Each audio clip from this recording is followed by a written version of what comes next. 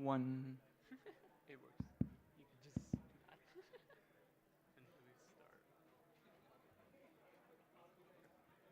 Yash has to give me a thumbs up, and we're good. Is it too loud? How loud should I speak? Try. I mean, it should be fine. Just try speaking like, because it's already picking up my audio from here. So try speaking like a little close to it, but you'll know when it's too loud. Yes. You can keep it like near your mouth, not too close, because I think we have pretty loud audio already.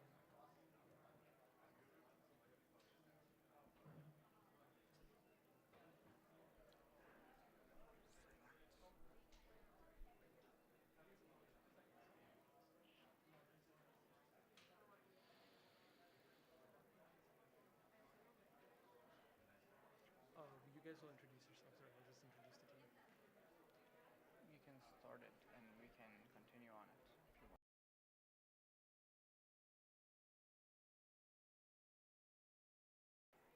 Cool, I'm starting. Okay. Hello, everyone. Hmm? Hello, everyone. So right now we have team number 3, Sensaid, from the Problem Provider Division, presenting their model. I will hand it over to both of them now. Thank you so much. Hi everyone, I'm Yashar. This is Simon, and our project's name is Sense8. This was given to us from our problem provider, Brenda, and we have another teammate who is not here right now. His name is Kevin, and we are very glad to be here. So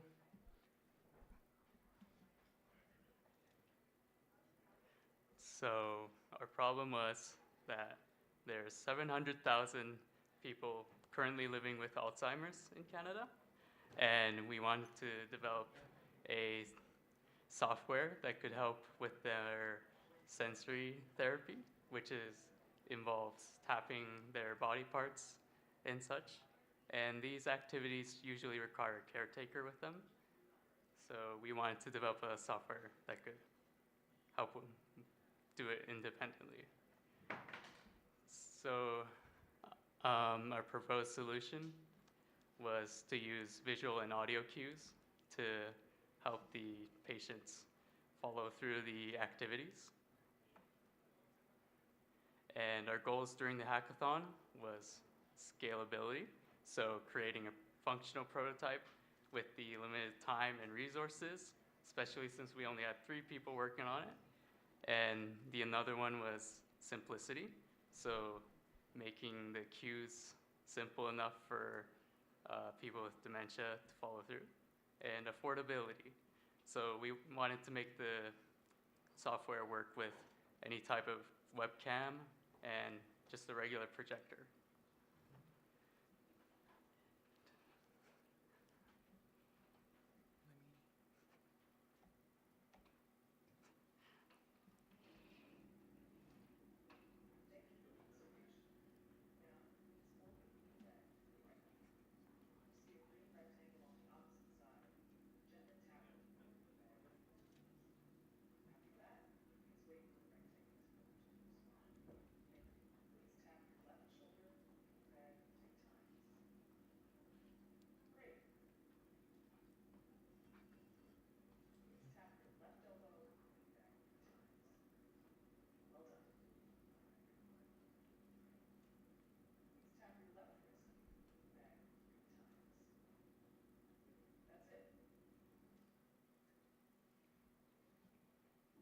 can I talk about it a bit? Good. Don't worry about it. Okay, so it's hard to pause this video here, but you can see that there are audio and visual cues on the body, which helps older adults with dementia to follow through the sequence. And we have text-to-speech modules available, and these green rectangles are the visual cues that help with following through the sequence.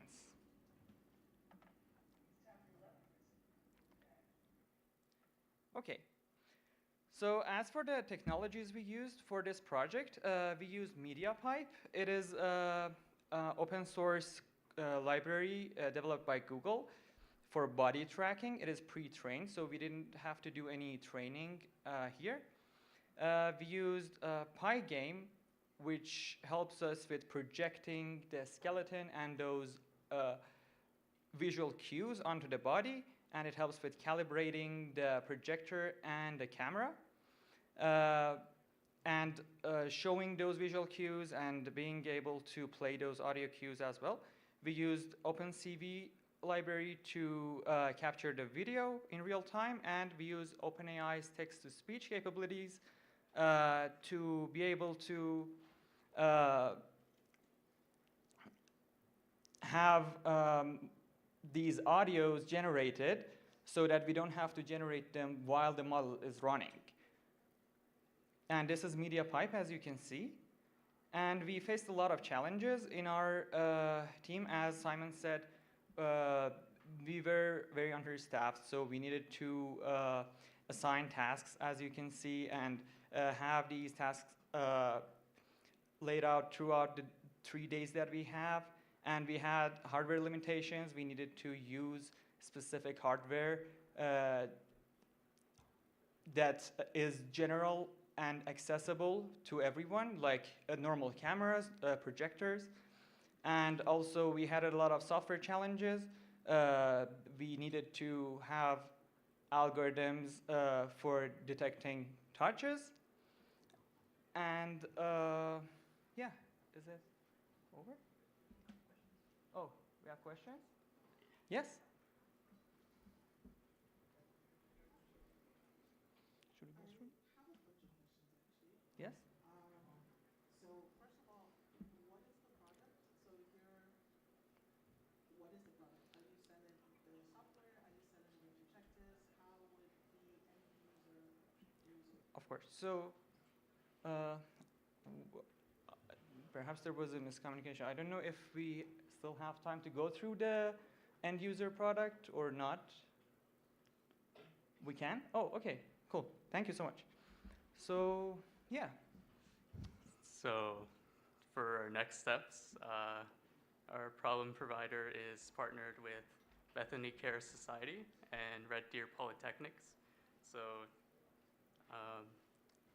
she has agreed to have the software developed more and be tested with actual patients and develop it more so that it's more functional and into this stage of selling the product. So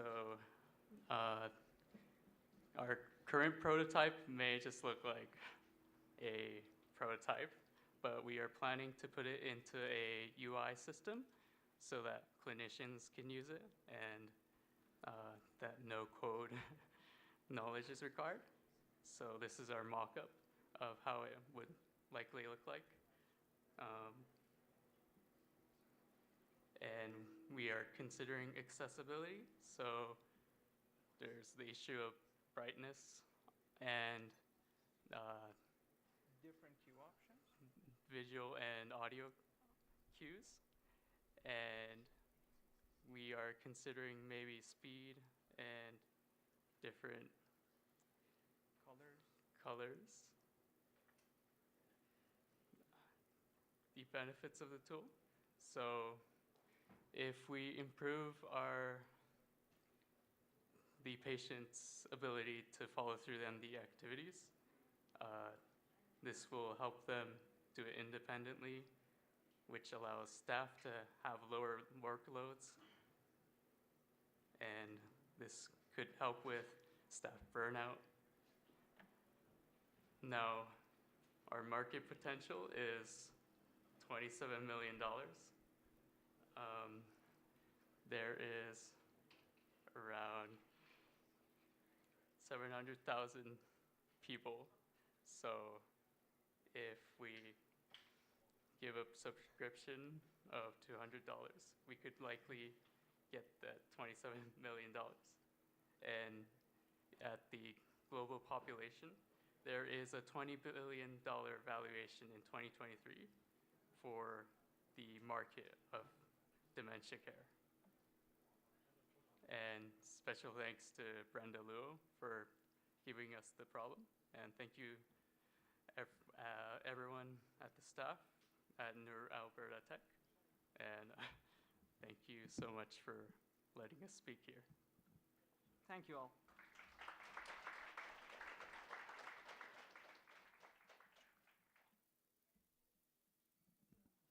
Yes?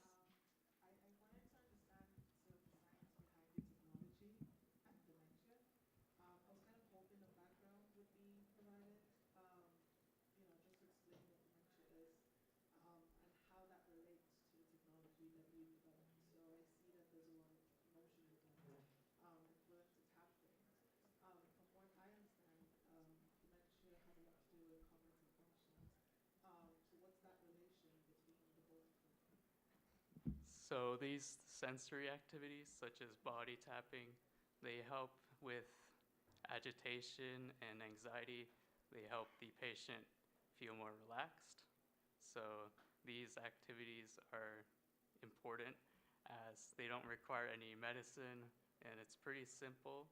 It's just that we want to find a way for the patients to follow through on the activities more independently.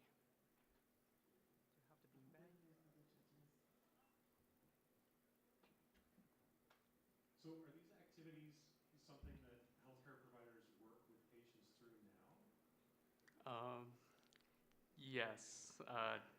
Brenda Luo showed us a video for doing such activities. I could pull it up right now if you'd like. No, that's okay. I think I'm just trying to understand how this technology actually helps people in their day-to-day. Along the same line with the question.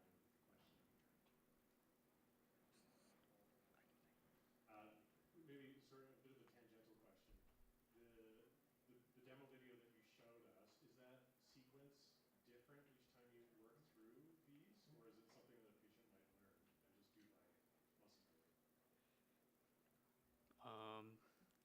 I think it's usually muscle memory, as right now it's just a prototype, so we haven't set up like any complex functions with it. But it is to like kind of show a visual cue for them to follow through. Sorry, one last small question. So I noticed in the video it asked for you to tap 3 times, and there were a couple times where you did 4. Is that something that it's watching for, or is it just trying to get them to go through the exercise? The instructions are like, it doesn't have to be followed through like perfectly. Obviously, like it would be hard for them to follow through perfectly. So we didn't want it to be strict on such detection. So currently the software is trying to keep track of how long it's been there as a kind of estimate of how many taps have been done. But in terms of the actual therapy that is being done, we have had conversations that yes, they don't have to exactly follow through it. It's just supposed to help with sensory therapy.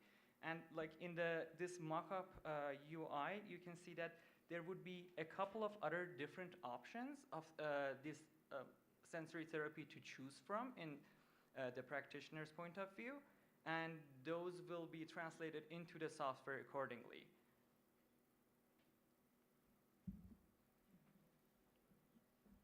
Really cool. I think the idea of using sort of motion capture for embedded like at-home clinical care is pretty cool. One question I have is, how are you making sure that people are getting the poses? Like, you have a problem provider. Did they sort of help you figure out what would count as a success or what would count as a failure in that sort of sensory self-stimulation? So the description given to us in terms of the tapping protocol, so this is like a prototype that our team member made. with the beanbag, which was referred to in the video as well. It's like a certain sequence of actions needs to be made, and we kind of communicated about that specific sequence. But we think that like it can be generalized as well in terms of other body parts and like wrists, legs, and the software is able to generalize to those areas as well with the tapping detection algorithm that we developed. And so could you tell me a little bit more about your tapping detection? Like how do you determine whether or not they've successfully completed the task? Of course. So what we had here, let me.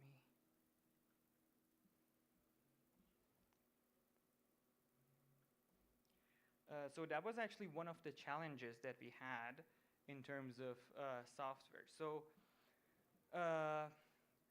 to identify all the tappings, we tried to figure out the proximity and the Euclidean distance between the landmarks that the software detects on the hand and the landmarks of the body that we are interested in. And that Euclidean distance is calculated in each step, and if it falls below a certain threshold, we use a sliding window and a queue to keep track of how many times in the past few milliseconds have that touch happened exactly. If that falls above another threshold, then we kind of detect that as a success for the tapping mechanism, if that makes any sense. Yeah, that makes a lot of sense. I just have one more question if you don't For mind. sure. So you've got a prototype, you've got a proof of concept, you want to develop it further. What are the limitations of your solution method that you've defined right now that you want to improve on in the future? Of course. So a couple of future areas that we would want to develop upon would be a much better UI for the actual software and integrating it within the mockup UX that was shown. And other than that, we want to integrate other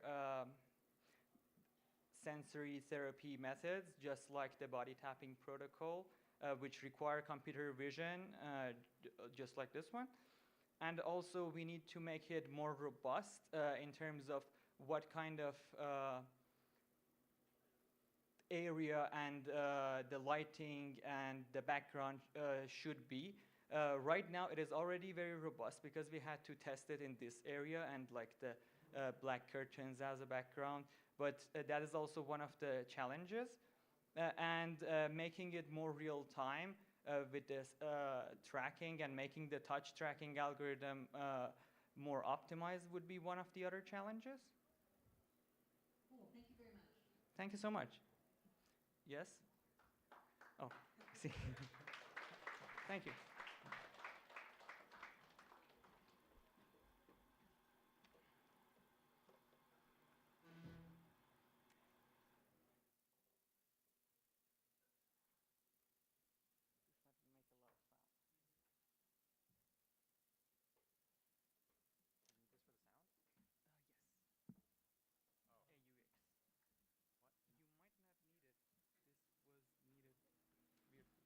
Preferably connected.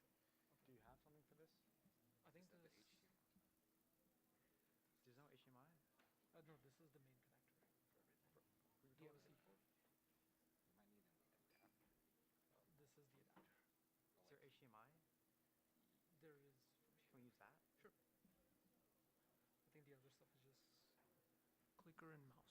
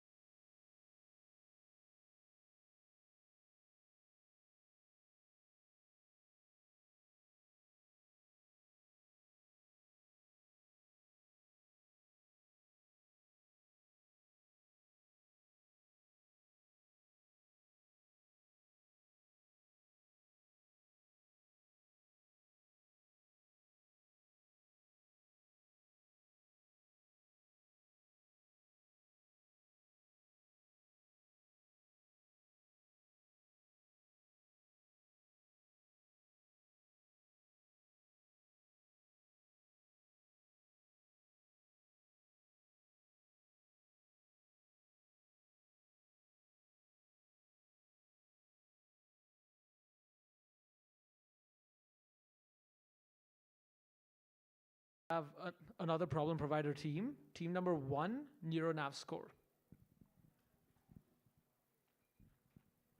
Hello, everyone. My name's Tony. My name is Cyrus, and today we'll be presenting NeurAlbertaTech, which is a very early development clinical screening tool for Alzheimer's detection and dementia. So I'll pass it off to Tony to explain more technical details of this. Yeah, so our tool is supposed to screen early on in the lifetime for mild cognitive impairments like Alzheimer's and dementia.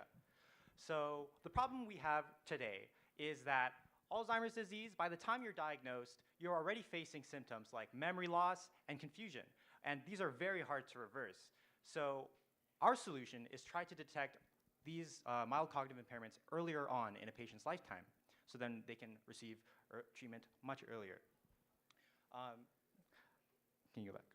Yeah, so the two research ideas we are basing our tool off of are, one, the earliest known detection of Alzheimer's that we can see is the deterioration of two brain regions in the inner part of your brain, the entorhinal cortex and the hippocampus. And also associated with these regions and also early onset of Alzheimer's is a decrease in spatial navigation activity. So you will get more lost in mazes and things like that. And a key issue we've noticed is that although there's like lots of basic research for this neuroscience in Alzheimer's, a lot of this basic research is not translated into applications in the clinical field. So if you go to the next page, as an example, if you look at the pharmaceutical research area, of 18% of all basic research drugs identified in pharmaceutics, only 18% are applied into clinical research. The same goes for Alzheimer's in this field. For example, here's a paper and a figure from 2024, this year, where they're trying to measure cognitive ability using VR and similar to our methodology. However, what this paper only does is use a VR to try to assess their cognitive ability. On the y-axis is the VR score. On the x-axis is the psychological assessment of their cognitive ability. What we've noticed, to our knowledge, that there's been no papers combining both VR navigation through a maze and monitoring the EEG activity at the same time. So they're not measuring the brain activity. That's what we address, we aim to address with NeurAlbertaTech. So as an outline of our tool, it consists of three main things: the EEG headset, the VR, and the clinician's UI. So over there on the right is the clinician's UI. They're able to view the EEG data in real time to make sure the data is acquired in high quality. And on the left here is the patient navigating through a maze in VR. And when they near a T intersection or a junction, we send a signal to the clinician's UI to make a marker in the EEG data set, which we'll use later on. Because at these intersections, that's when you're using your brain for spatial navigation decisions. And after the task is completed, what we do is analyze the data by taking we create a metric for clinicians to assess their spatial navigation ability. If a bit on the technical details is we use the theta waves within the specific time segments that they're near these T intersections. If you go to the next page, yeah, so our methods, we've done extensive literature review and tried to base our decisions off of real science. So as a glimpse, this is our electrode placement ideas. So as you know, the hippocampus and the entorhinal cortex, they're located deep within the brain. You can't measure them with EEG. EEG can only measure your cortices. So what we've found, and through literature review, we found some cortical areas that are associated with spatial navigation and the hippocampus, and we've decided upon a few placements for the electrodes. We'll skim over the details here, because we want to get into the video demo. Yeah, so this is just an outline of how we assembled this throughout the hackathon. We've divided it into like 4 main tasks: literature review, UI development, Unity development, and signal processing. But yeah, let's move on to the video demo, I think.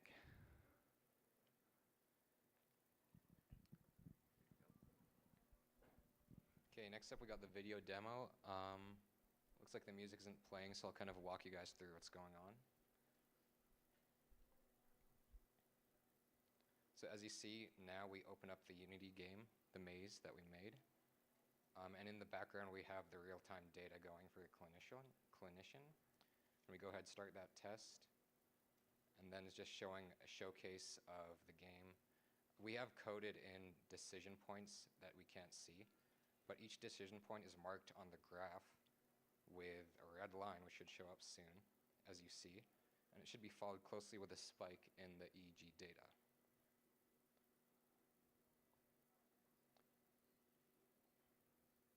Yeah, so that's all I'm going to show with the video, because we got to get to questions now. So do we have any questions? Okay, so first of all, I have to say excellent work on providing the background. Really great explanation of how everything works. It's really good. I had questions on the business side of things, but I don't think you guys touched that at all. But I also just wanted to say, in terms of like the technology that you developed, if you're going to sell it, so that's what I was also trying to get with the other team. What exactly are you selling? Are you selling the software? Are you selling I think there's something you attached to the head. So what are those the products that you're going to be selling? And I imagine there has to be like an onboarding for the people that are going to use. So are you selling B2B? Are you selling B2C? What does that look like for you? Yeah, so ultimately this is going to be a tool used for clinicians to just analyze visuospatial processing. But on the consumer side of things, this could be used for like caregivers of dementia patients if we develop it into an application. So in a much bigger scale, we'd honestly find a way to handle secure data, because now it's just example data that we test ourselves on. And oh, sorry about that.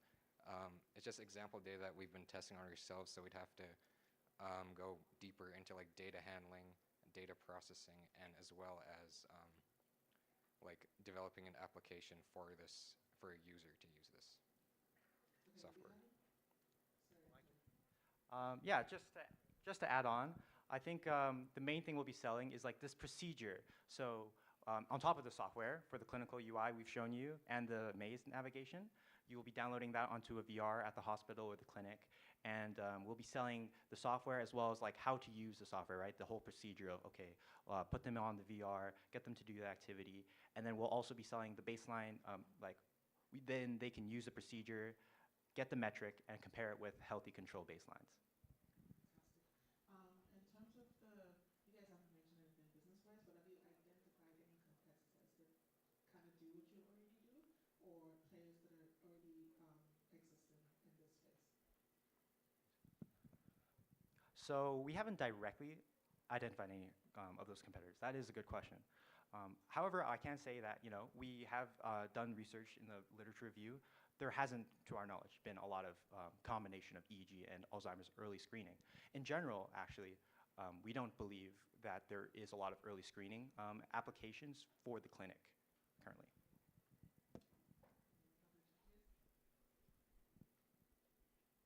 My question would be, when do you expect the people to use this kind of tool that you have developed? So if they have already they have the dementia symptoms, so it's already late, right? So based on your literature review, did you find any kind of age range or something?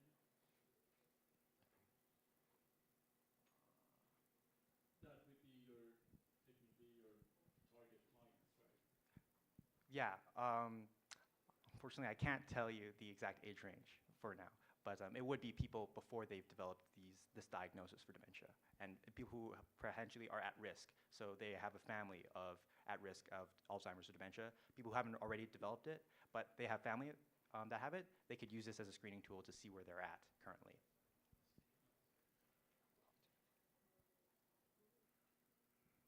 All right, so I'll just quickly be quick. So when it comes to your age range, maybe start around like 45. That way you can get early onset. And definitely would be very beneficial because if early intervention happens, you can save money in treatment that's more intense in the long run. So I could definitely see some commercial viability just for preventive measures. Yeah, Thank you, thank you. That's a good idea. One question. So you mentioned at the beginning that people were using VR for detection. What's the advantage of adding EEG? We're getting a little bit more data, but there's also a cost in that we need more hardware, and that hardware obviously adds complexity to deployment in clinics or at home. So how do you view that trade-off, and what's the benefit of adding that EEG cap to the mix? True, that is a good question. So although, if you just navigate a maze, you can calculate a score of their spatial navigation.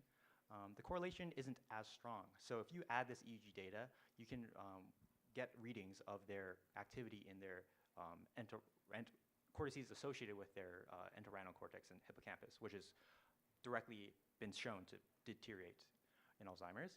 So ideally, it will increase the robustness of our score, making it like a better screening tool, higher accuracy. So that's the benefit of adding an EEG.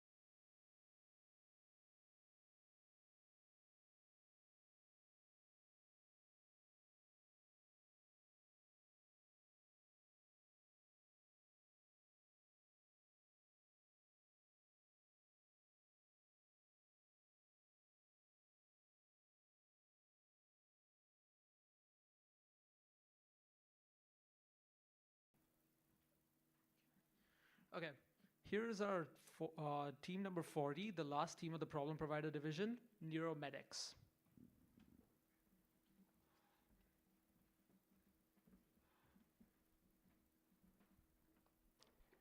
Hi everyone, I'm Abe, and with me here are Favor, Archie, Abisola, Mashid, and Veronica, the team behind NeurAlbertaTech.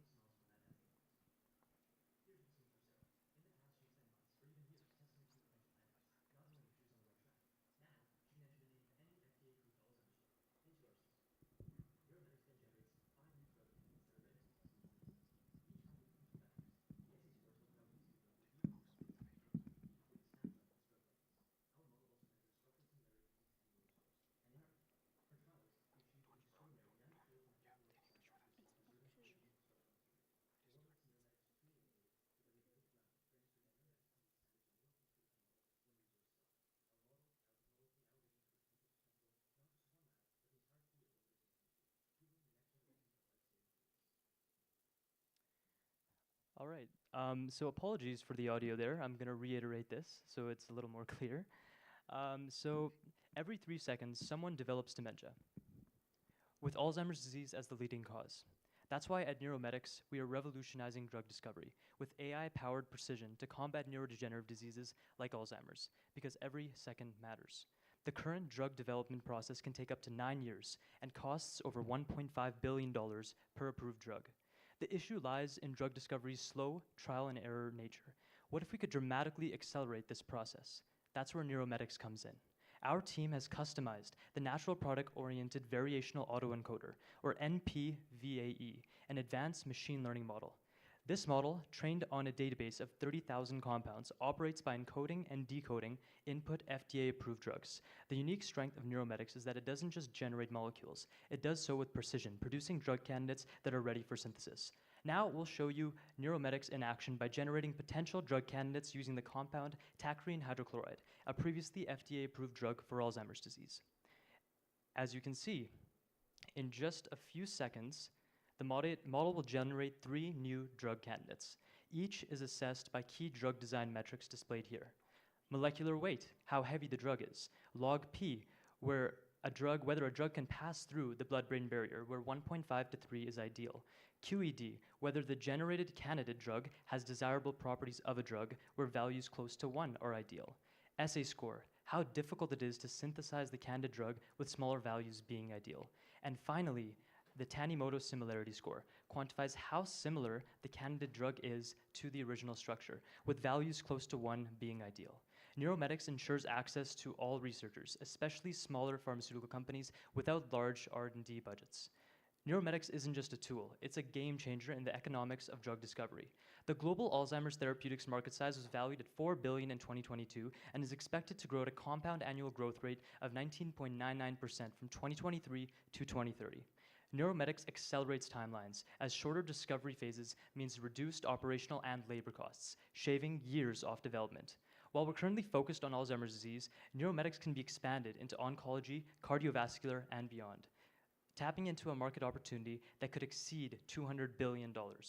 Our business model is a subscription-based SaaS, software as a service platform, with a flexible revenue aspect. By offering a tiered annual subscription, we ensure affordability while also providing scalability. Our basic tier will provide access to generate drug candidates for one specific disease area, like Alzheimer's, with limited monthly queries. We could offer a 2-week free trial package to smaller companies and then have a $1,000 annual subscription for academic and commercial use. Enter the next division we have is enterprise tier, which offers customized solutions with API integration and collaborative support for larger pharmaceutical firms at a price of $10,000. The seed money from this competition would allow us to purchase access to a larger database of molecules, a cost of $1,000 for an annual subscription for Drug Bank, so that we can train the model we developed, which gives more metrics than what the NPVAE offers. Our findings represent a groundbreaking advance in drug discovery for neurological conditions such as Alzheimer's. NeurAlbertaTech meets the urgent need to reduce costs and accelerate drug discovery because every second matters. Thank you for listening. Do you have any questions?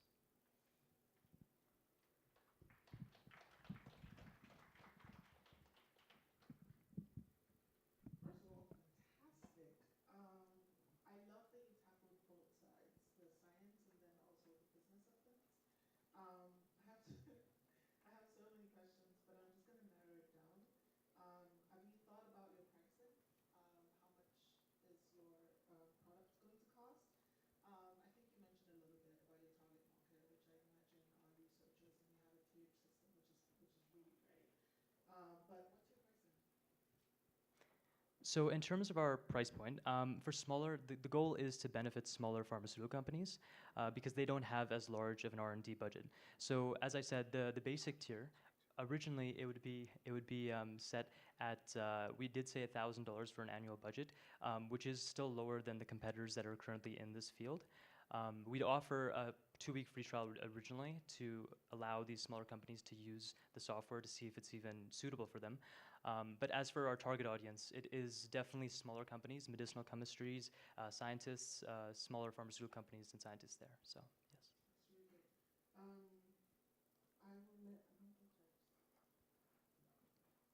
So I'd love to know a little bit more about how you modified your variational autoencoder. So what did you do that was an advancement off of the base model that you were using? So we started with just a normal variational and autoencoder, but the problem was that it wasn't able to grab let's say, the aromaticity of the compounds or how the compounds should be. So it was just using a normal neural network. And then the problem was that the properties weren't being propagated properly. So we were getting just random compounds which weren't making sense. So what we did is that we went through a research paper that's mentioned in the presentation.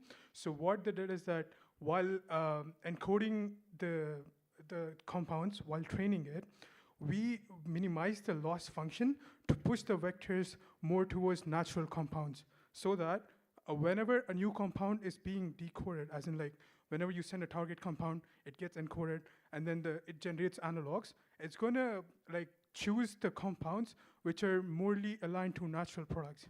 So we did a bit of tuning with the loss function to just push the vectors closer to natural compounds. So did you train from scratch? Yeah, so the thing is that there are the 2 ways to go about it. So first thing is that we just used training on the drug bank data, but we didn't have much data just for Alzheimer's and like specific drugs.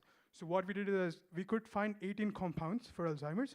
So we also used those compounds in the training data so that it also has that in there. And then whenever we wanted to generate something similar to like the demonstration was there. So it just like takes like from the latent space, it's gonna check all the vectors which are like slightly closer to this compound, and it's gonna give us the analogs. Thanks.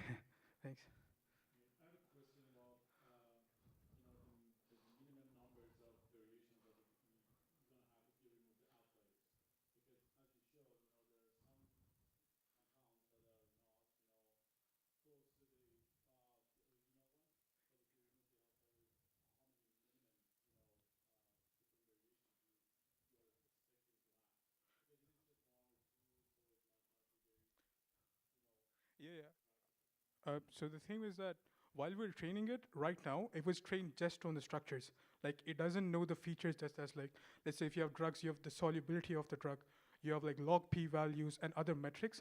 Those we couldn't train it right now because the computation was just not enough and it was just taking too long. We tried to like use two properties to like for each drug in the data to train it again, but it was just taking too much time. But we do have a function like that we could add extra parameters, like whatever parameters you want. Let's say like if researcher wants to like increase the brain barrier permeability or they want to increase the solubility, so they can input those values and the latent vector is going to be generated so that they're sort of similar to the training data in terms of like the properties we actually want. So in that case, it would be more accurate, but it would just require a bit of more computational access, like more graphic power and stuff. So it's just like, it wasn't like, it was, it's gonna take too much time in the hackathon. So we just had to like do it just with the structures. All right, thank you. Yeah, thanks. I just wanted to clarify, like, the model can generate as many compounds as you need because it samples it from the latent variable, like latent representation of the original data. And then you can kind of filter them out based on the metrics it gives, for example, the ones that are more suitable and have like the best properties. And also, yeah, I just wanted to reiterate that the model was originally pre-trained on 60,000 compounds from the drug bank data, and then we further like trained it, adjusted weights based on the FDA-approved compounds from drugs for Alzheimer's disease. So yeah. All right, thanks.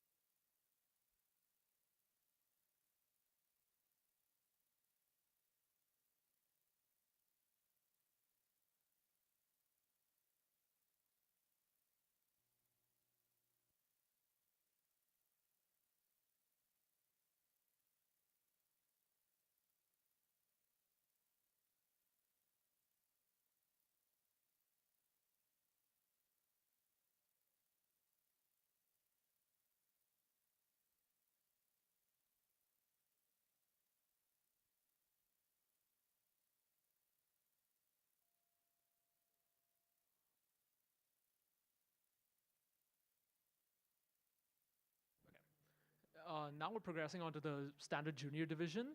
We have team number 12, the Brain Monkeys. All right, thank you so much. It's super exciting to be up here as a fully high school led team, but I'll just get started if all the judges are ready for me.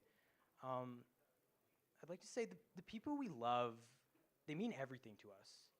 And to see them lose who they are is even more painful because of that. In fact, 55 million people across the world deal with this issue, including every single one of the people in our team, because we have family members, grandparents that deal with the issue of dementia. And that's why we created Dimensions. It's a dementia progression and treatment optimization system that aims to solve this issue. And when I talk about issues, there are three main problems that we identified. The first is when diagnosing dementia, standardized scoring isn't actually standardized. Psychiatrists across different areas have different standards when scoring it, which makes it difficult for patients to quantify where they are in which stage. The second is the idea that progression tracking post-diagnosis is quite inaccessible because you need a psychiatrist to actually give you that diagnosis, and the tests they do aren't generally objective. And the third thing is that activities that are used for rehabilitation are generally ineffective due to the fact that caregivers generally use a one-size-fits-all approach. We aim to solve this via a bunch of different tech that we're going to explain later on. So in order to focus on the non-standardized scoring, we implemented a 5-dimension scale that we would use to measure and quantify the patient's dementia stages on the daily. So this will compose of a speech dimension, physical, emotional, behavioral, and memory. In addition to this, we are pairing an EEG dataset from the Muse2 along with our app, which has 2 phases to it, one for the patient, which records questionnaires as well as activities to quantify both the physical, memory, behavioral, and all the dimensions that we had previously gone over, as well as the caretakers are able to input the survey of what they see and are able to input that into the app. In the end, we use this info to provide an optimized non-pharmacological daily activity recommendations that can improve patient regressions by up to 40%. And so this is a walkthrough to our app, and I know it looks pretty daunting coming up with it, and I mean, I guess it speaks to the complexity of the actual app that we developed, but really this main section here that goes from the tkinter all the way to the meditation and the caretaker survey is the path that the user goes through. Essentially, they go through a bunch of different tests that test different parts of their cognitive function and physical function as well that are quantified using a bunch of different tech, including EEG analysis, natural language processing, computer vision, and a bunch of different machine learning. And then what happens is, at the start, the caretaker ends up giving the device to the patient, and at the end, they take it back and are able to input more information. We end up creating activities that are given to the patient by the caretaker that are really optimized for where they are. Also, we really value user testing and validation. So, in the beginning, we consulted 2 professionals, one professor from the University of Alberta, and then also a consultant who specializes in dementia and who is a caregiver. They both gave us good insight into what BCI to use, and we originally ended up using the Open BCI Ganglion headset. However, after using some user testing, we got almost 5 out of 10 people saying that it was too uncomfortable. And to be honest, the Open BCI headset is very expensive, and it'll most likely not be able to go to market. And so after getting this insight from users, we ended up switching to the Muse2. And with that, we believe that a solution like this paired with our app has great ability to create $12 billion in annual savings for the Canadian healthcare system, bridge the care gap for like 85% of dementia patients, boost the clinic efficiency because they have less stress for diagnosis, and enhance patient outcomes by up to 40%. I think now our team is just going to go over a quick demo of how the app works when paired with the EEG.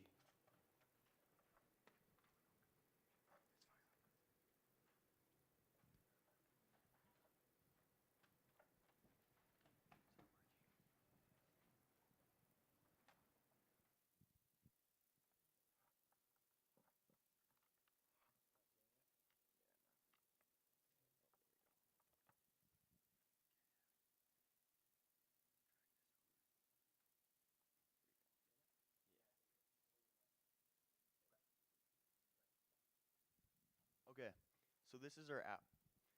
Upon arriving, the caretaker can sign in for their patient.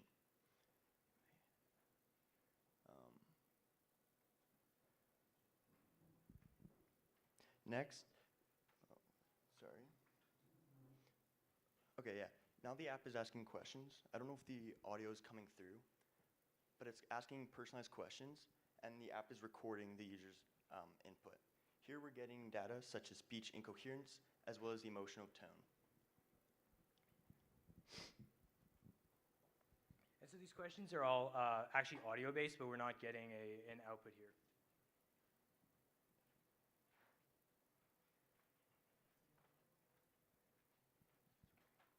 Now it's just loading the data and processing it, giving a score.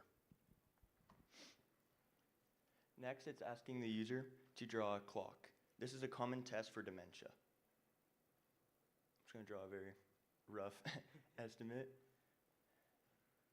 We're using a convolutional neural network to assess this clock. Sorry. I think it's just loading.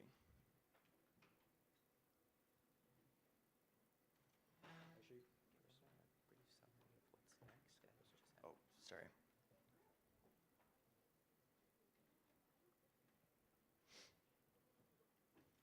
Next, we use computer vision to do an interlocking finger test. Here I can put my hand in this pose, and it will detect it and give a speed score. Next, we ask the user to complete a maze. This stresses the hippocampus more than other methods, such as memory tests. Upon talking to professionals in the field, they recommended this over like memory games. Sorry, this is kind of hard, but our score is going to be very interesting. yes.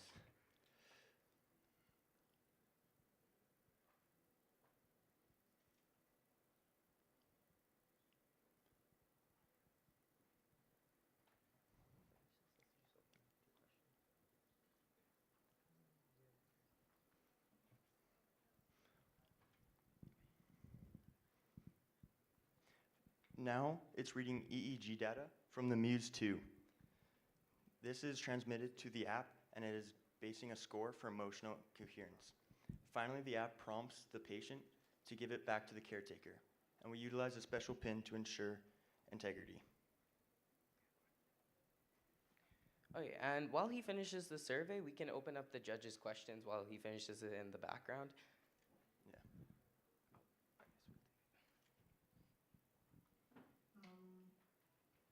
First of all, I'm incredibly impressed. I love the product validation elements that you added to it. That's fantastic. I think I was a little bit unclear in terms of the problem you're solving. Sure. What exactly your solution does, because I know you provided a plethora of things. But if my grandmother, for example, had dementia, how would I be able to speak to your company and say, you know, here's how you're going to help me. So Yeah. how do you help me? So we're actually direct to the care home. So when talking to consultants there, we realized that generally caretakers spend a lot of time with the patients day to day, but they don't have metrics to essentially look at progression or do daily activities that are really specific to them. And so what this does is were you able to press that button? No, that's the final. Okay. Oh yeah, so there you go. So these are the kind of recommendations that a caretaker would get based on this daily exercise. And so what this can do is, say your grandma had dementia, the caretaker would then be able to use these activities to better give her activities that could potentially reduce her regression during the disease. And then also it allows for the understanding of where the patient lies over time. So we can understand how quick the patient is regressing or how slow, and then do also things like that if they need to get reassessed by a psychiatrist. Okay, that makes sense.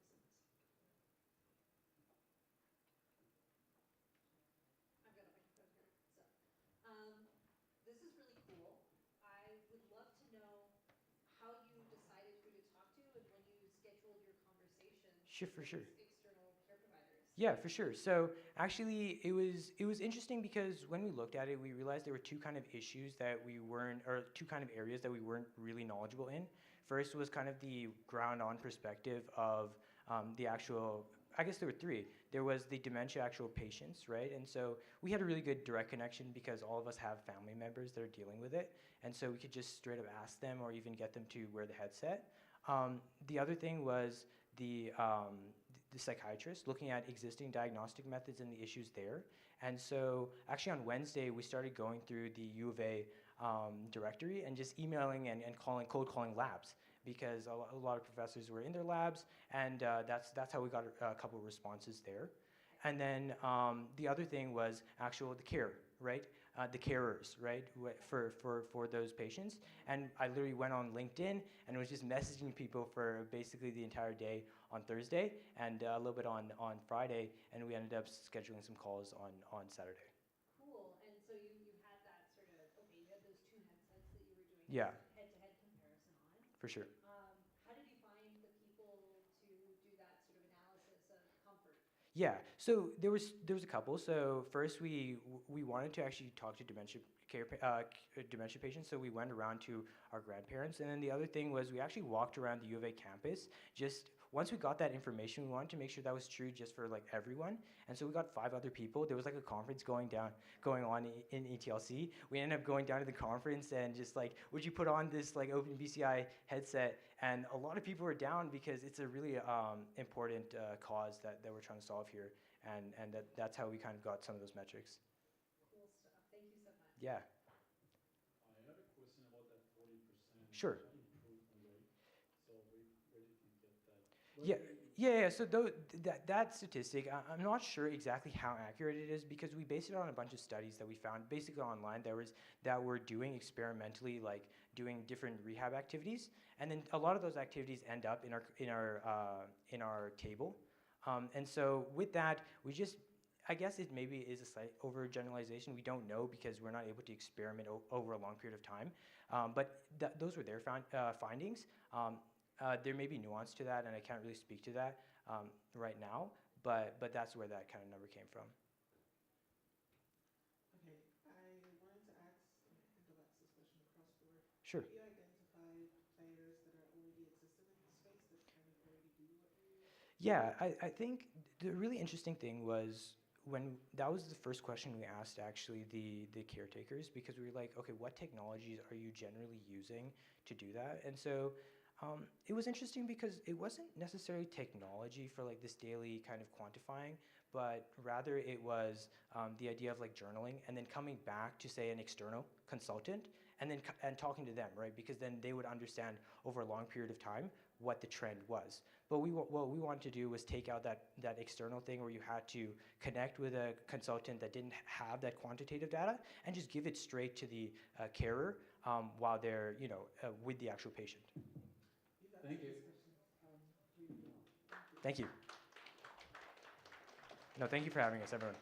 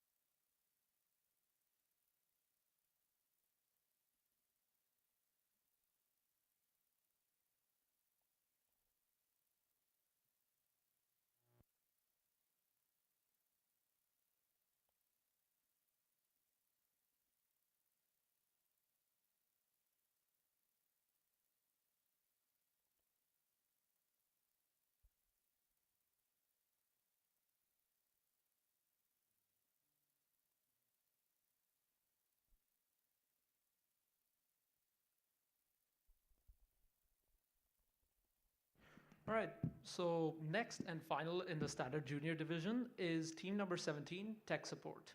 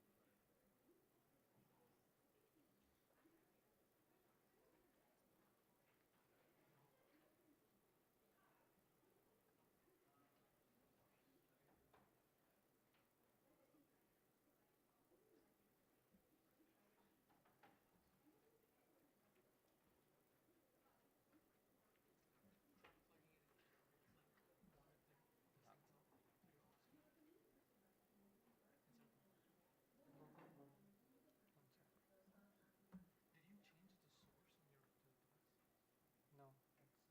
Should I remove it and put it there?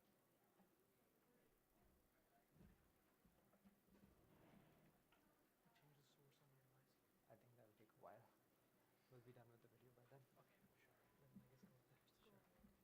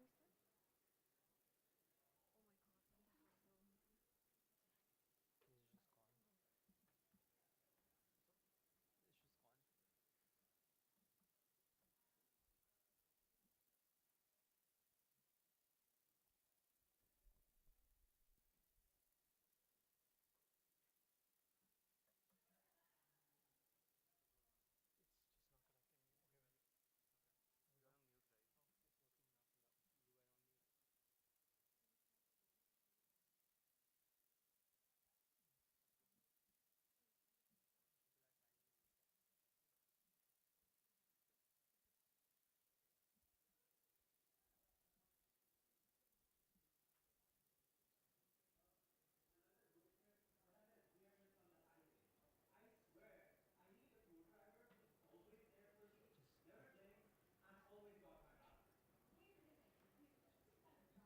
Sure.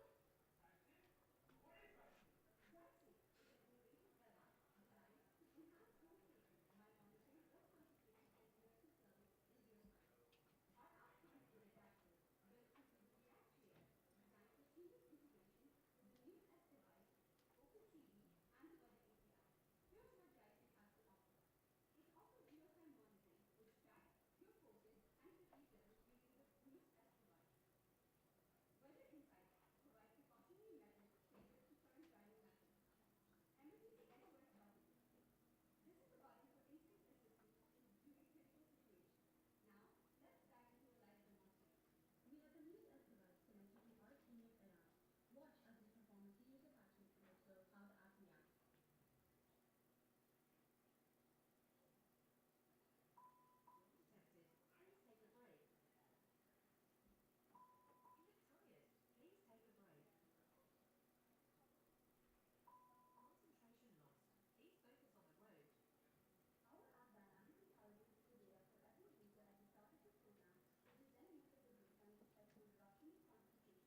No, you were on mute. Should I manually restart? Oh, it's muted. Yeah. It's fine. Just start.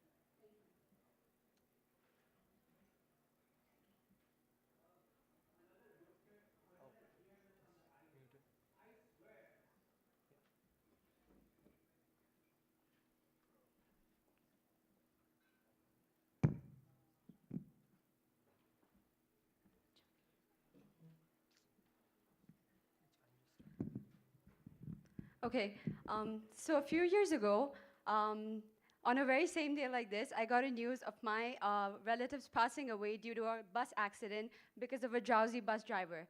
Now, This is not just one, but one of 1.9 million cases in the world, out of which 100,000 cases are due to distracted driving accidents, and around 36,000 due to drowsy driving convictions.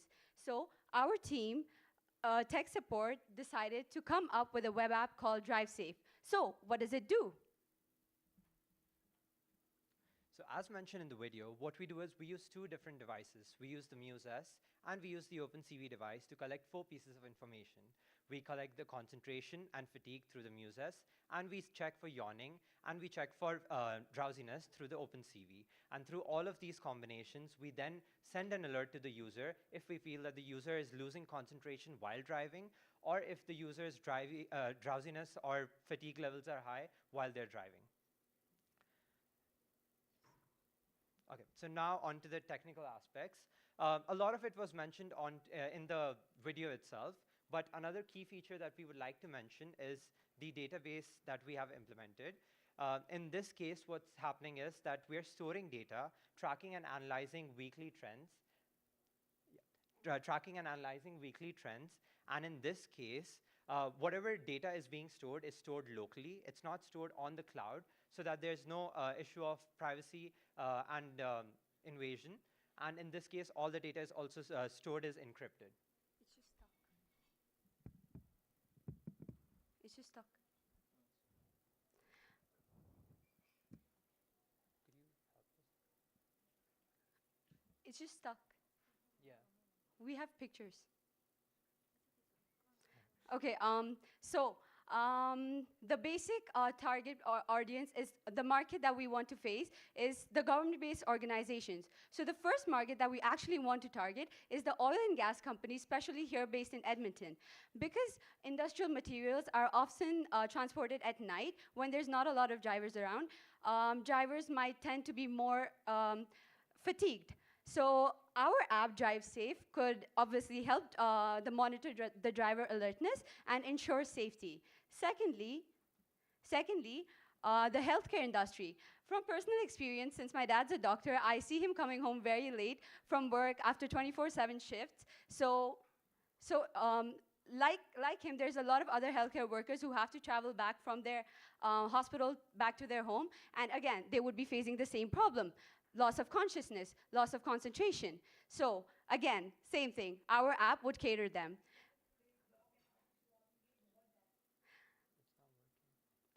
Lastly, we would want to cater the Edmonton transportation services. Bus drivers not only have a responsibility to serve themselves for their safety, but also the safety of 20 or 25 passengers behind them. Again, same thing. Our DriveSafe app can ensure that they remain alert and can avoid accidents.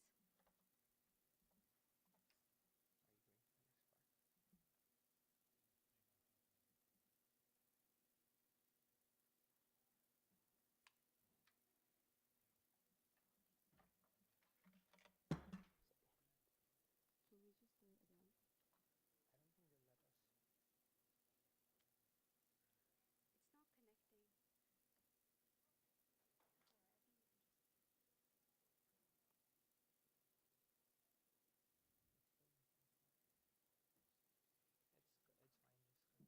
just continue. All right, we'll go into some questions. Oh, just one thing. The thing is, we're not done. The thing is, the PPT is not connecting at all. So we couldn't even present our this thing. Yeah, you guys are on the wrong screen. You're not moving ahead. Does that make sense? And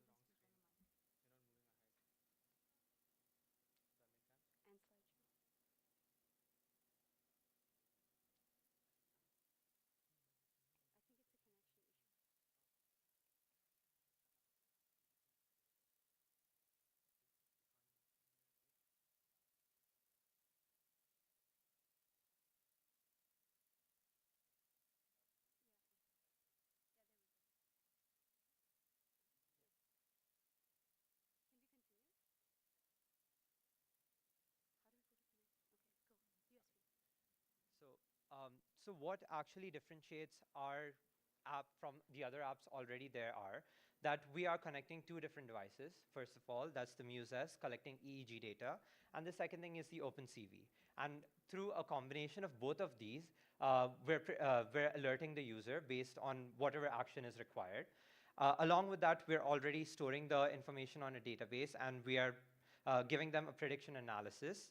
Along with that, we also have a weather API that just gives them precautionary measures. Like if it's raining, it'll be like the road conditions are currently icy, or there's water on the road, be careful, something like that.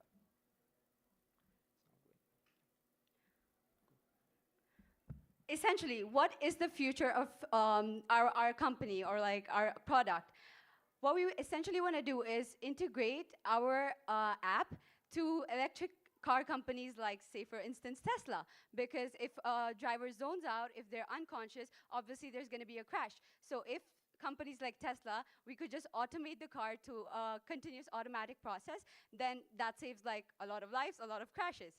Secondly, we also could use the OpenCV data to detect facial expressions or critical scenarios, or maybe like make it like a code word for example, if a driver is getting kidnapped or hijacked or something like that. So again, enhancement of the safety features. Lastly, because this is a web app just for the proof of concept, we would definitely like to convert this to a mobile app for accessibility to the users. And here's a cute little picture of our group team and the references.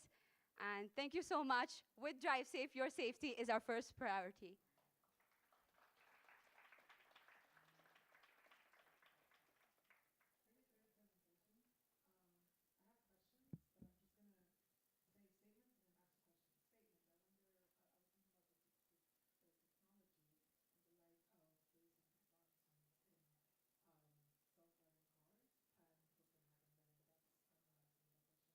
it's over $300. What's the cost of your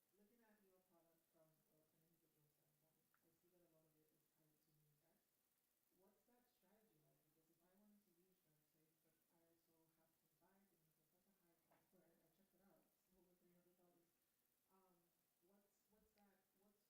And if I don't have a NeurAlbertaTech, how do I get that? So that's a really good question. We actually have one more part that we would like to bring up is the subscription model. So what we're actually catering to are organizations who would want to protect not only their employees, but at the same time get rid of the future liabilities that could be associated with dangerous driving. So if we consider it in the long term, this is a really big plus point to them, and it's a short investment for getting rid of future loss of reputation and more expenses in the liability cases. Okay, I have a question about the app integration. So if you're running this on your mobile phone, you need to have your mobile phone always in front of you, right? So it's not integrated with the vehicle, system. So is that the way that you want to go forward? Or I know that you said Tesla might, adopt this technology, which is cool, I really like your confidence, and probably it will happen, Hopefully. But I mean, for kind of short term, is that the plan to have it on your phone or something? So in this case, for now, we're looking at the phone aspect because we believe that every person, like it's easier for them to implement it on a phone basis. This will just be sitting in your car. You won't have to touch it. You won't have to do anything. You'll just sit in your car, click on the Connect Muse, click on the Connect OpenCV, and that's it. It'll do everything for you. It'll alert you from there itself. You don't have to look at it. You won't lose your concentration and attention. Yeah, just in addition, we never plan on having any notifications because again, that's basically going against our point of distraction. I have kind of a bit of a follow-up question to that, actually. So I wanted to know if you've considered integrating with any of the existing vehicle sensors. So as an example, my relatively new vehicle tells my wife she needs to take a coffee break fairly regularly because she doesn't stay between the lines very well. Okay. Well, honestly, we didn't really get to work with a lot of sensors, but we do understand that there's a lot of electric cars that already have, like, say, for instance, the OpenCV, and a lot of sensors that automatically detect, and I think there's like cars that literally make you go, the electric cars, they can literally make you go in a straight line, right? So essentially, if in the future we could even detect when the car is moving like in a zigzag line, we could even alert the user in that way, and maybe your wife can like drive in a straight line. I'm kidding, I'm kidding.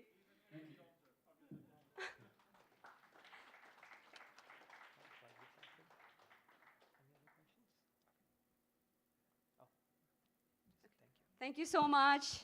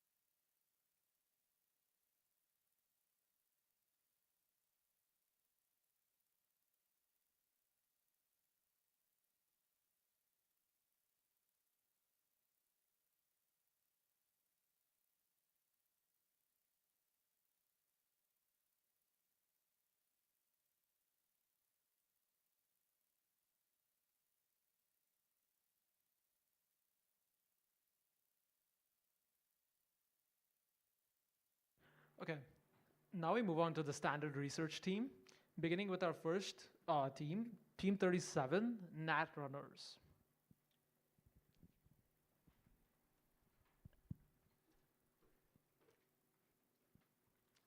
All right, hello everyone. Before we dive in any deeper, I'd like to give everyone a quick overview of what our product is. We essentially have what is a productivity tool centered around providing real-time attention feedback, attention scores to users in both academic and professional environments, and then give them tools for personalized feedback based on attention scores. So if I was to distill our initial idea for this into a single thing, it would be attention spans, or lack thereof. They're a rare commodity nowadays, and understandably so with all the distractions we have around us. So we see fellow students struggling all the time with attention, whether that's in an academic environment, say lectures, and that's just one use case. Think about a more professional environment like meetings. It's a real and well-researched problem, and we feel like there's more that could be done with regards to the tooling for the same.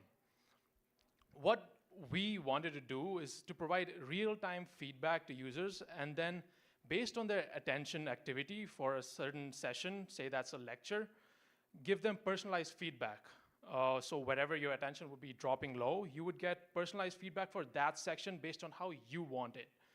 Existing tooling like, say, Notion for note-taking requires a lot of input from the user and could break from one lecturer to the other because different lecture styles.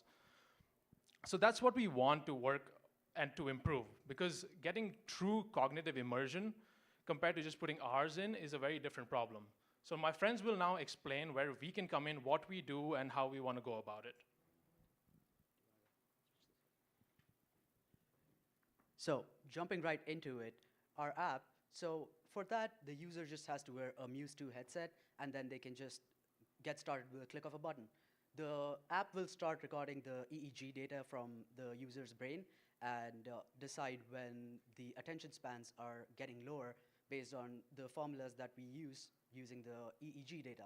And whenever the attention span drops, the app records those timestamps and then uses them to record the audio around and form summaries of the timestamps around which your attention dropped. So for example, if a student is in a lecture and there's some time that you get distracted, and the app will basically summarize what you missed out on, so you will never miss out on any of your lectures. Moving on, we save this data and then we summarize them based on different statistics. For example, average attention by session, session durations, and attention trends. So if a student, they can check that their study sessions have gone up from 10 minutes to 60 minutes, that's a good progress.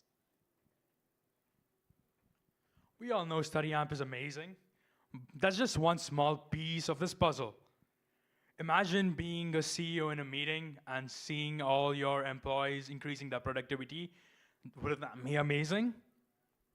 For all my UI UX designers and creative professionals, we can measure how engaging your designs are for all the users. It could even be used in rehabilitation centers to help patients regain cognitive focus and after brain injuries. Looking ahead, in future, we have very ambitious plans to expand Study Amp's capabilities. First, we are developing a mobile app so that you can take Study Amp wherever you go to ease accessibility. Next, we're working on a bot that could join and analyze your live Zoom meetings to provide instant feedback and insights. We also plan on integrating Notion along with smart devices such as smartwatches, smart glasses, as well as VR headsets to provide personalized summaries as well as user experience enhancements. All right. Now, instead of a recorded video, we're going to try to do a live demo because we like to live dangerously. Why not?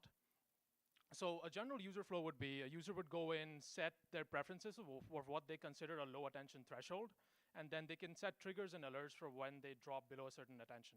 They would then go and create a new session. Once the user clicks create session, this essentially establishes an uplink between the Muse 2 headset and our front end that then allows us to track attention in real time. So you can see now that my attention is not great. That's my sleep deprivation visualized for you over the past couple days. It was in the 70s yesterday. So what this does is right now our attention threshold is around 50, so I've been below that the entire time. Ideally, I would have been higher than that, and then whenever I dip under it, we put timestamps, and then I get a personalized summary based on that after. We can stop the session now. So this will now generate a personalized summary based on what I want and the best learning format for me. And then you've already seen the kind of metrics that we get over time, the attention duration that I have, and how I've been progressing over time. That's the summary for this session. That was all. We'd be open to questions. Thank you. I would say, just from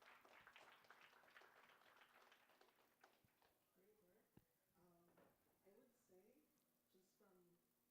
your presentation, I will not be very happy with your product because telling me that my attention is going down is kind of equivalent to what Apple already does with my screen time. That doesn't make me very excited. What I would say though, and this is not a question, this is just a suggestion, if you could sort of add elements to improve that attention span, I feel like that would be great if you gamified some things or Exactly. you just made it really fun Exactly. to be like, oh my god, I'm spending all my attention, gotta get this up. Yeah. That would be very exciting. But in general, I would say really great job, lovely presentation, and the app already looks fantastic. Thank you. Thank you. Appreciate it. And thank you for bringing that up. It's for the proof of concept that we displayed actual metrics. We already have additional branches that we have for the app that are gamifying instead of just giving you a straight up number.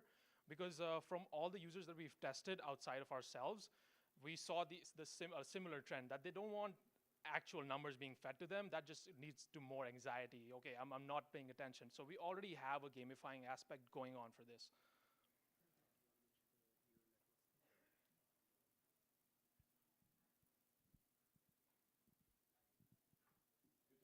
Appreciate it. Thank you.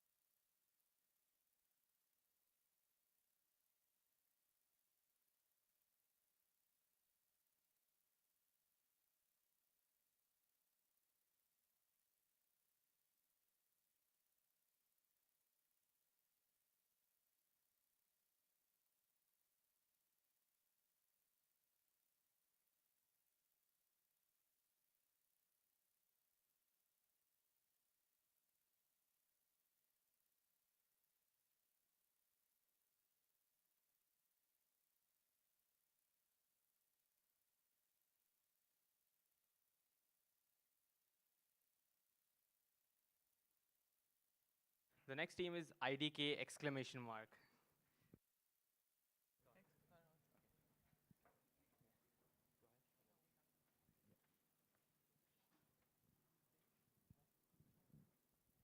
Hi, so we're Neuromance, and we just have a video to play for you.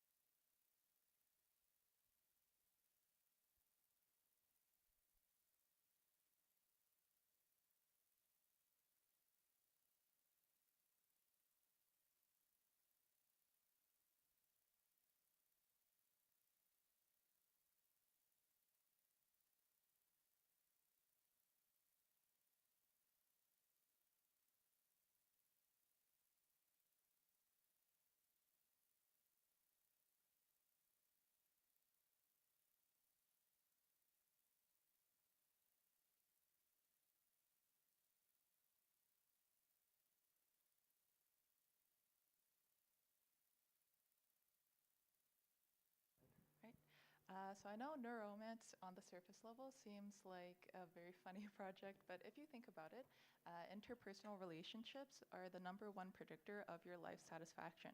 It profoundly impacts your emotional, mental, and physical health. Of course, under the umbrella of interpersonal relationships, there's platonic friendships as well.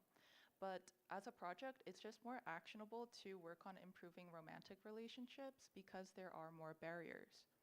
So for example, the first barrier is that if you're just out in the open, you're not going to know if that person is single and is also interested in you. So dating apps do eliminate this barrier because if you're on it, then obviously you're looking for a partner. But as we mentioned in the video, traditional apps do a very poor job at matching, so you end up with way too many options, the majority of which, if not all of them, are misrepresenting themselves to some degree because questionnaires they use are too general and are also very easy to lie about. So that's why we came up with Neuromance. It's basically to narrow down your options to just your most compatible matches, saving your time and your emotions. Perfect. Now we just have a short demo to show to you. Oh, sorry. It's on the same thing. Sorry. So our model would be users come to us, and then we'll register them account. We have Kim here for the demo today. So we'll register him. And we have some set videos, emotional videos to play to get their brainwave data. So we'll first connect the Muse device. We'll pair that. And then this is a very popular clip. We'll play the video, and we'll start collecting the data.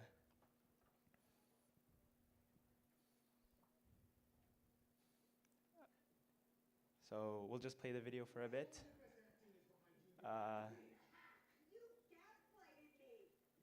We'll play that for a bit. We won't let that go for the whole way. And just for the demo, we've collected enough data, and now we'll go to match.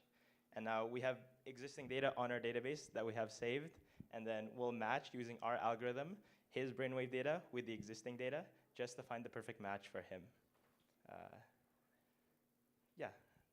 Now we'll open it to questions.